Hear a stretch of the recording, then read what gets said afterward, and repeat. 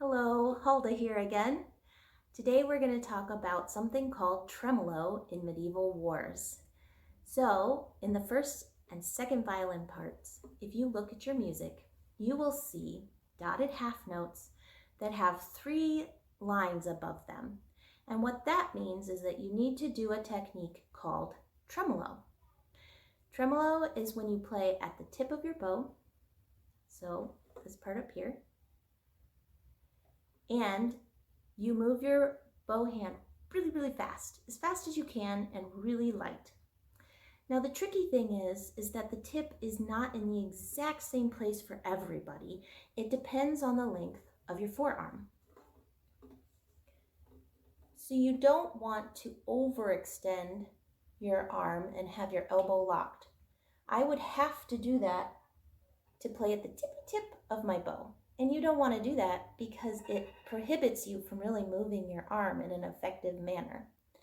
What you want is for your elbow to be bent just a little bit, and that may mean you're not going to be exactly at the tip of your bow, and that is okay.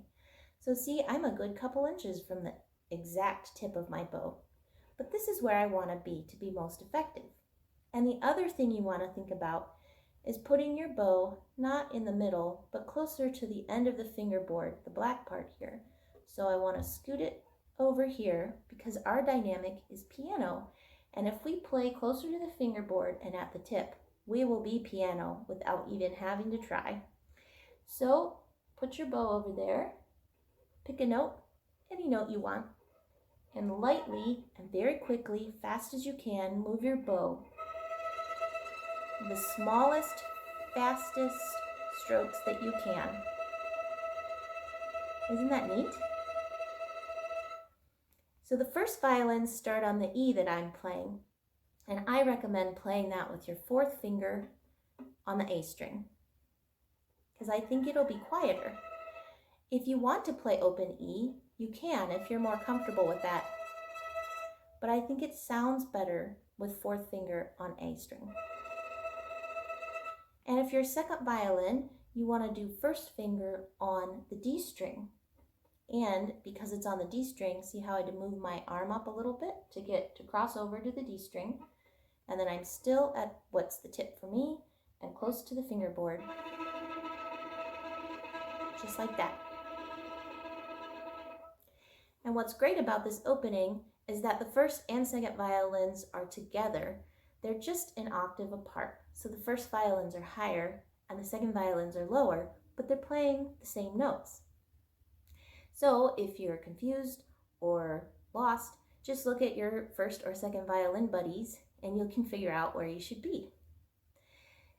So the other thing I want to talk about are what's called ties between the notes. If you look at the beginning of your part, you'll see that you have the same note in each measure, and it's connected by slur marks.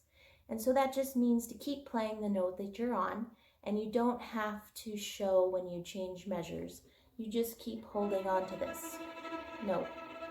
But you do want to count very carefully because you need to know when to start changing notes in measure 9. Both the 1st and 2nd violins start changing notes in measure 9. So you have to count the beginning very carefully. And then the other thing I want to tell you is how do you come out of a tremolo, right? So the 2nd violins in measure 12, they finish up their tremolo.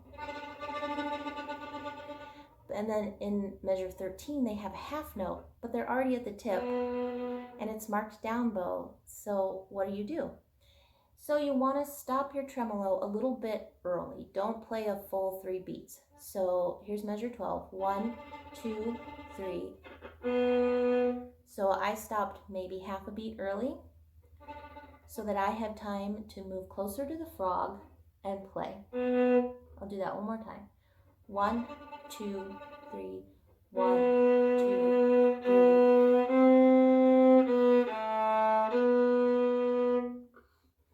So that's something you want to think about. The 1st violins don't have to worry about it in this case because they have 3 measures of rest after their tremolo, but it's good to know how to get out of tremolo.